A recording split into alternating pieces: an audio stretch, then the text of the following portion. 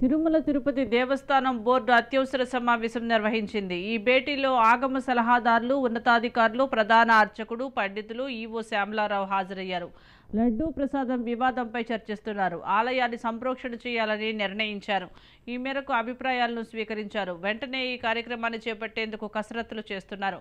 కాగా తిరుమల లడ్డూ ప్రసాదం తయారీలో జంతువుల కొవ్వుల నుంచి వచ్చిన నూనెను వినియోగించారని నిర్ధారణ కావడంతో భక్తులు మండిపడుతున్నారు. గత ప్రభుత్వ హయాంలో లడ్డూ తయారీలో నాణ్యత లోపించిందనే ప్రచారం జరిగింది. అయితే ఆ ప్రచారాన్ని అప్పటి ప్రభుత్వం కొట్టిపారేసింది.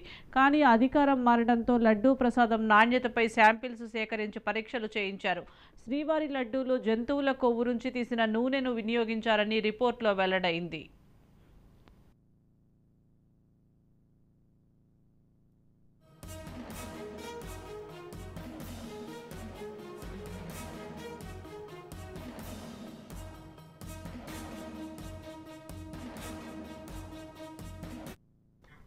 దీంతో రాజకీయ దుమారం చెలరేగింది. నాయకుల మధ్య మాటల యుద్ధం నడిచింది. ఆరోపణలు ప్రత్యారోపణలు చేసుకుంటున్నారు. దీంతో తిరుమల తిరుపతి దేవస్థానం అలర్ట్ అయింది.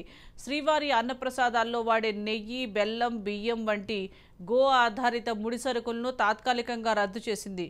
లడ్డూ ప్రసాదం వివాదంపై ఆగ్రహం వ్యక్తం చేసింది. ఈ మేరకు ఆలయాన్ని సంప్రోక్షణ చేయాలని నిర్ణయించింది. ఇందులో భాగంగా భేటీ అయింది. కాసేపట్లో తుది నిర్ణయం తీసుకునే అవకాశం ఉంది.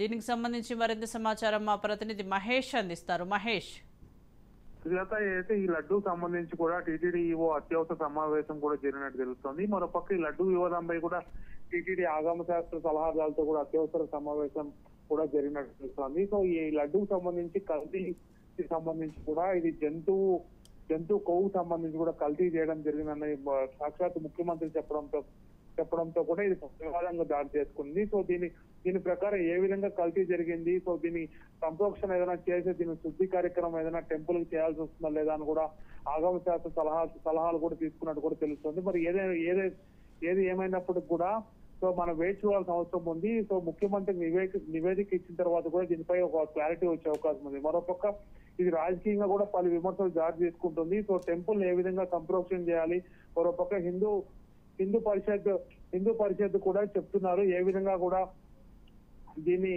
రగడ చేస్తున్నారు. సో దీనికి ఫుల్ స్టాప్ పెట్టాల్సిన అవసరం ఎంతైనా ఉంది.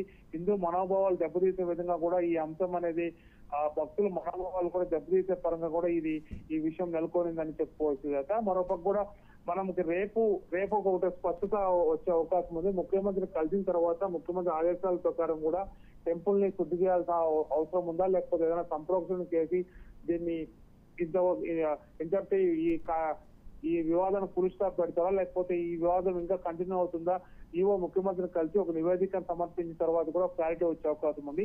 సో దీని ప్రకారం కూడా ఈవో కూడా నిర్ణయం తీసుకునే అవకాశం కూడా ఎంతైనా ఉంది కదా. మరోపక్క ఆలయార్చకులు అయితే సంప్రోక్షణ చేయాలి టెంపుల్ కి సంబంధించి కూడా గట్టిగా ఈవో కూడా చెప్పినట్టు తెలుస్తుంది. మరోపక్క ఈ భేటీలో టీటీడీ ఈవోతో పాటు అడిషనల్ ఈవో వెంకయ్య చౌదరి మరి ముఖ్యమైన కీలకమైన అధికారులు కూడా భేటీ అయ్యి పలు సలహాలు సూచనలు కూడా ఇచ్చారని చెప్పి కూడా మనకి తెలుస్తుంది. మరొక ఈ భేటీకి సంబంధించి కూడా టీటీడీ గోప్యంగా కూడా పెడుతూ వచ్చారు. ఎటువంటి కూడా మీడియా ప్రెస్ కానీ లేకపోతే మీడియాకి సంబంధించి కూడా అలౌ చేయలేదు. సో ముఖ్యమంత్రిని కలిసిన తర్వాతే కూడా ఈ యొక్క విషయాలు కూడా బయటకు వచ్చే ఉంది.